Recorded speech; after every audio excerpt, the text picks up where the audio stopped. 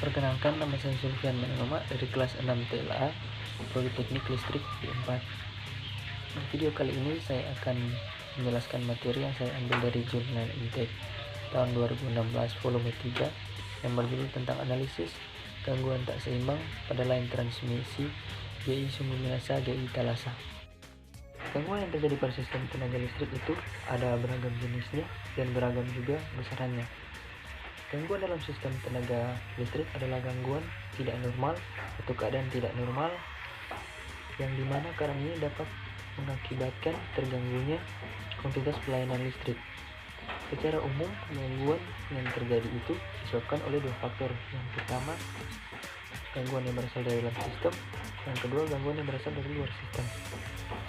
Contoh yang gangguan berasal dari dalam sistem itu seperti tegangan dan arus abnormal, pemasangan yang kurang baik, beban lebih, dan lain sebagainya. Untuk gangguan yang berasal dari luar sistem itu seperti gangguan mekanis, pengaruh cuaca seperti hujan, angin, petir, dan lain sebagainya. Yang ketiga itu pengaruh lingkungan yang disebabkan oleh pohon, binatang-binatang, dan lain sebagainya. Gangguan tidak seimbang. Pada saat terjadi tidak seimbang, magnitud dari tegangan atau arus yang mengalir pada setiap fase itu berbeda.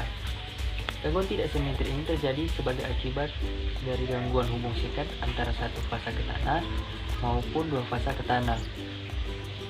Gangguan tidak simetri ini akan menyebabkan mengalirnya arus tak seimbang dalam sistem, sehingga untuk analisis gangguan digunakan metode komponen simetri untuk menentukan arus maupun tegangan di semua bagian sistem yang mengalami gangguan. Gangguan ini akan mengakibatkan arus lebih pada fase yang terganggu dan kenaikan tegangan pada fase yang tidak terganggu. Gangguan ini dapat diperkecil dengan cara pemeliharaannya.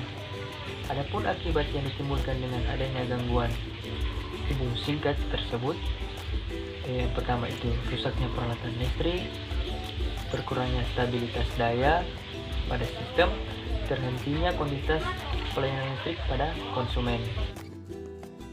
Untuk metode komponen simetri digunakan untuk memahami dan menganalisis operasi sistem tenaga listrik pada kondisi tidak seimbang. Berbagai jenis ketidakseimbangan ini pada sistem tenaga listrik disebabkan oleh gangguan antara fasa per fasa atau fasa ke bumi, fasa terbuka, fasa impedansi, tidak seimbang, dan kombinasi lainnya. Dengan menggunakan metode ini, sistem tiga fasa tidak seimbang dapat dipresentasikan dengan menggunakan teori komponen simetris, yaitu yang pertama komponen urutan positif, komponen urutan negatif, komponen urutan nol. Untuk komponen urutan positif terdiri dari tiga fasor yang sama besarnya, terpisah satu dengan yang lain dalam sebesar 120 derajat dan mempunyai urutan fasa yang sama seperti fasor lainnya. Untuk komponen urutan negatif terdiri dari tiga fasor yang sama besarnya, terpisah satu dengan yang lain dalam fasa sebesar 120 derajat dan mempunyai urutan fasa yang berlawanan dengan fasor lainnya. Dan untuk komponen urutan nol terdiri dari tiga fasor yang sama besarnya dan dengan pergeseran fasa nol antara fase satu dengan yang lain. Telah terjadi kebiasaan umum ketika memecahkan permasalahan dengan menggunakan komponen simetris bahwa ketiga fasa dari sistem kan sebagai A, B, dan C, dan cara demikian sehingga urutan fasa tegangan dan arus dalam sistem adalah ABC. Jadi urutan fasa komponen urutan positif dari fasor tak seimbang itu adalah ABC, sedangkan urutan fasa dari komponen urutan negatif adalah ACB. Jika fasor aslinya adalah tegangan, maka tegangan tersebut dapat dinyatakan dengan PA, PB, dan PC. Ketiga himpunan komponen simetris dapat dinyatakan dengan subskrip komponen 1 untuk komponen urutan positif. 2 untuk komponen urutan negatif, dan 0 untuk komponen urutan 0. Komponen urutan positif dari VA, VB, dan VC adalah VA1, VB1, dan VC1. Demikian pula dengan komponen urutan negatif adalah VA2, VB2, dan VC2. Sedangkan untuk komponen urutan 0 adalah VA0, VB0, dan VC0. Gambar 2 berikut menunjukkan 3 himpunan komponen simetris. Fasor arus akan dinyatakan dengan I dengan subscript seperti untuk tegangan tersebut.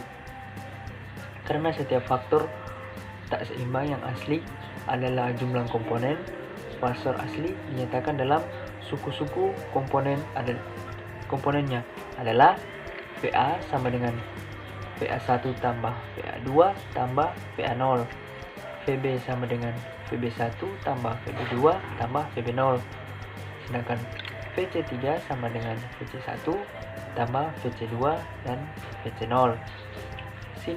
Sintesis himpunan 3 fasor tak seimbang dari ketiga himpunan komponen simetris tersebut dapat dilihat dalam gambar berikut. GI sumbu minasa GI talasa mengakibatkan blackout atau pemadaman yang secara meluas. Di saat bersamaan terjadi gangguan, terjadi juga hujan dan angin kencang yang menyebabkan lepasnya beban 200 MW, sehingga sistem subserbal mengalami kolaps. Dari indikasi yang diduga, gangguan terjadi di wilayah section 150 kV antara ruas GI sumbu minasa GI talasa. Gangguan yang terjadi pada sistem tersebut merupakan salah satu jenis gangguan hubung singkat satu fasa ke tanah yang menyebabkan line sumbu minasa talasa mengalami trip. Line talasa di GI sumbu minasa sukses reclose, namun line sumbu minasa di GI talasa mengalami final trip karena kegagalan sinyal proteksi mengirim sinyal dari GI talasa ke GI sumbu minasa. Berikut gambar single line diagram blackout. Dari hasil pengukuran dan evaluasi dari PT PLN Persero dalam melakukan pengukuran besar arus hubung singkat yang terjadi gangguan, maka pihak PT PLN Persero menggunakan data pengukuran arus dan tegangan seperti yang dijelaskan pada gambar berikut. Gangguan nilai arus pada saat gangguan yang terjadi pada fase A adalah 18,73 ampere, di mana nilai ini adalah hasil dari nilai sekunder. Untuk menentukan gangguan yang sebenarnya, nilai arus primer yang akan digunakan rasio current transformator sebesar 800/5 ampere sebagai perbandingannya, dan hasil yang didapatkan dari arus gangguan hubung singkat tersebut adalah 2,8 kilo ampere. Maka setelah PLN melakukan pengukuran pada arus gangguan hubung singkat yang terjadi pada line transmisi GI sumbu minasa GI talasa, yaitu dengan arus gangguan sebesar 2,8 kilo ampere. Mungkin sekian dari video saya. Mohon maaf bila ada kekurangan dan salah-salah kata. Sekian dan terima kasih.